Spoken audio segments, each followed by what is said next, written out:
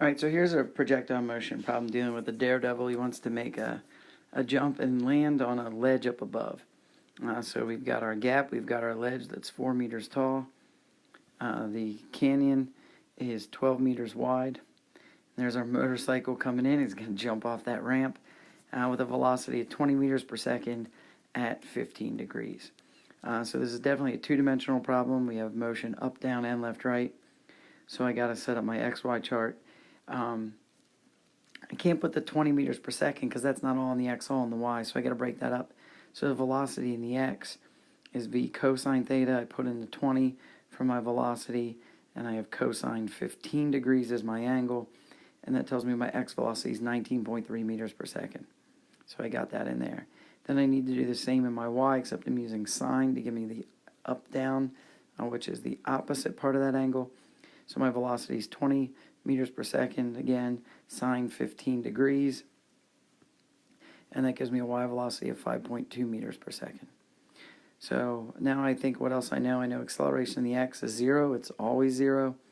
Acceleration in the Y is 9.8 down, and since my initial velocity is up, I'm calling up positive, so down is negative, so I have negative 9.8. I know that the canyon is 12 meters wide, so I use that for my delta X. And I know that delta Y is 4 meters, that's how high we need to get, but I don't want to put that in my problem. I'm going to hold on to that, and I'm going to compare that to the height that I'll have to beat, so what my delta Y is at the end.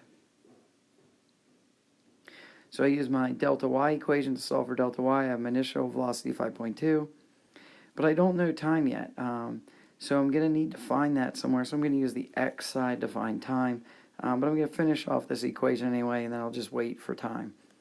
So I use delta X equals V0t plus 1/2 AT squared on my X side. So I have my initial velocity and my time. Acceleration is 0. So I divide both sides, and I find out that the time is going to be 0.62 seconds, and that's equal to the X and Y time. So I can put that back into my delta Y equation, and then I can finish off the algebra and solve, and I find out that delta Y is going to be 1.3 meters. Ouch, he's not going to make it.